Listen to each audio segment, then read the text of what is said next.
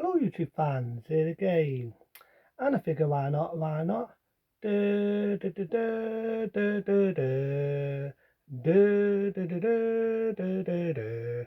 That being the Godfather Part 2. That's right, the Godfather Part 2. Follow up from the original from 1974.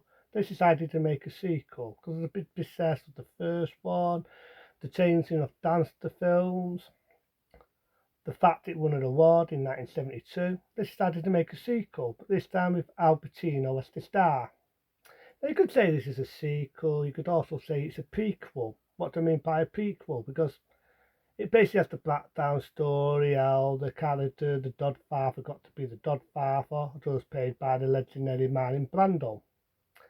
But in this, as we know, Marlon Brando wasn't the star. Instead, you get a very, very long Robert De Niro.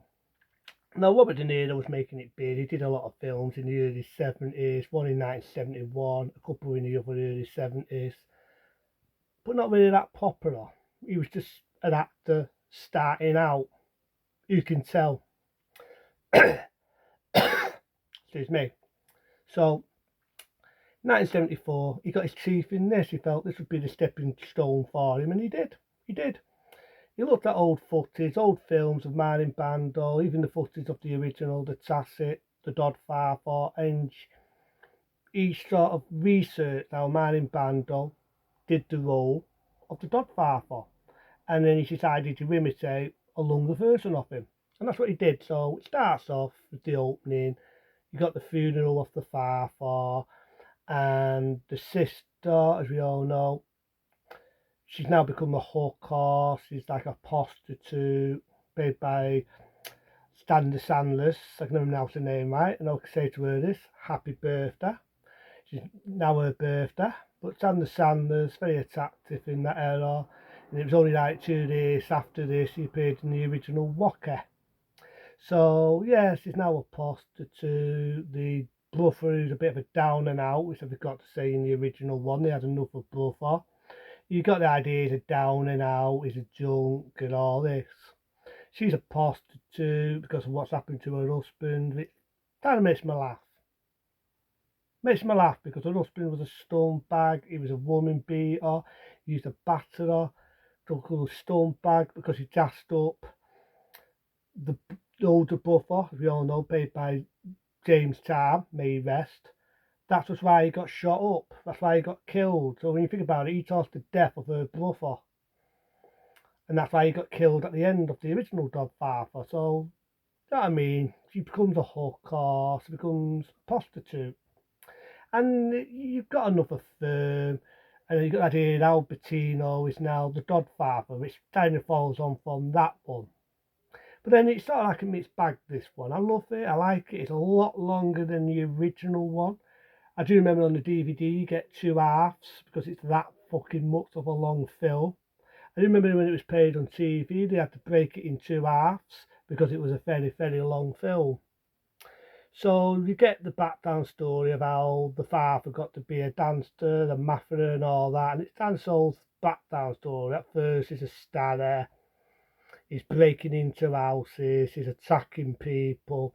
And I do like the fact that the very long Robert De Niro, he has his hair slicked back, he's talking Italian, there's bits where they've got subtitles, and there's a bit where they're trying to take over. There's this old guy who's one of the Godfathers. He talks Italian and he stabs him there in the gut area and just slits him like that after, giving him a kiss and all that stuff.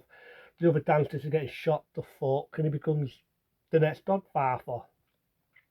And I'm forgetting how much of a fine film this is. A lot of people say the original was ultra fire. This was also ultra fire. There's a bit where you got a naked woman. She's been cut in half all the way there in a bed.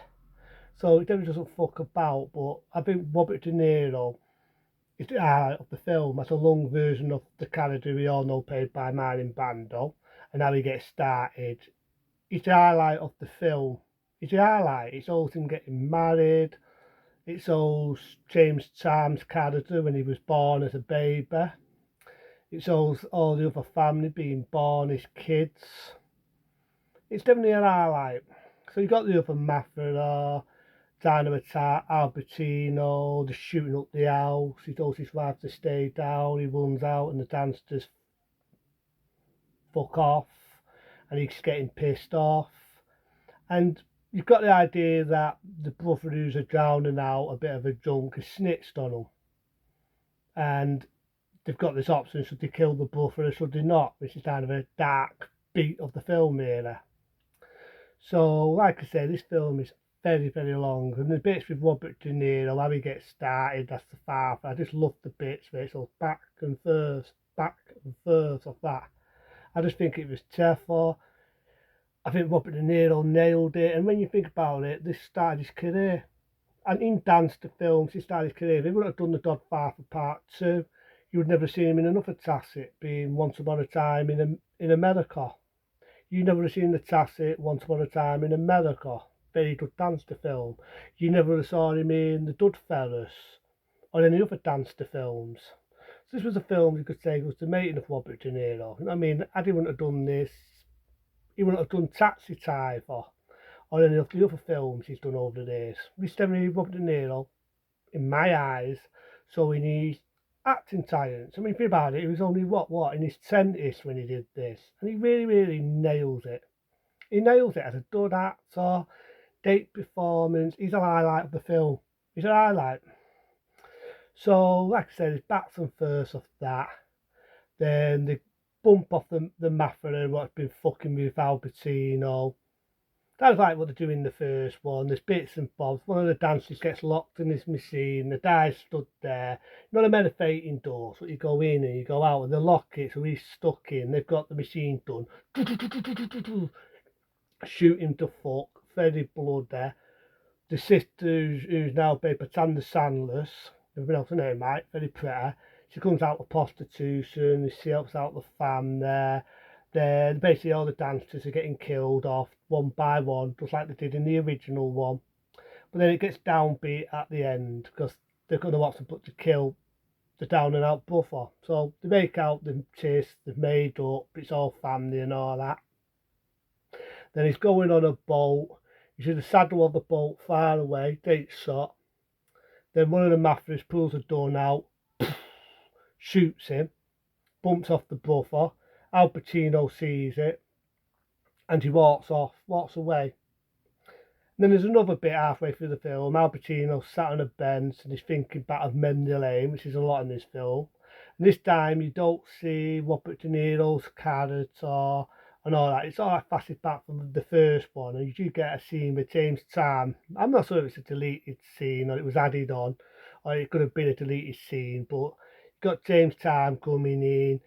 You've got Al Pacino before he made it big as the mafia, before he became the next Godfather, and they're going on about the family and all this, and he's having an argument, and then James Caan says, right, we've got to calm down now, the father's coming.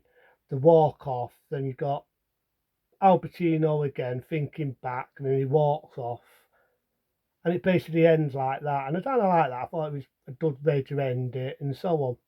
In my eyes, I think it's just a detective that and that, because the third one kind of makes that pointless, makes that fucking very pointless, and that will have to be a rant.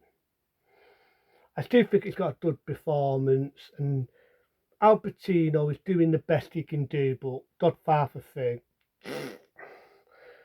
But this one, I've got no faults of it. Again, it's like I keep saying, Robert De Niro's performance, a damn good performance, is the highlight of the film. And the fact that he researched everything how Martin Bando did the original, he nails it. He fucking nails it. So that's The Godfather 2, shot in 1974. It's a classic. Again, won awards, just like the original one did. What can I say?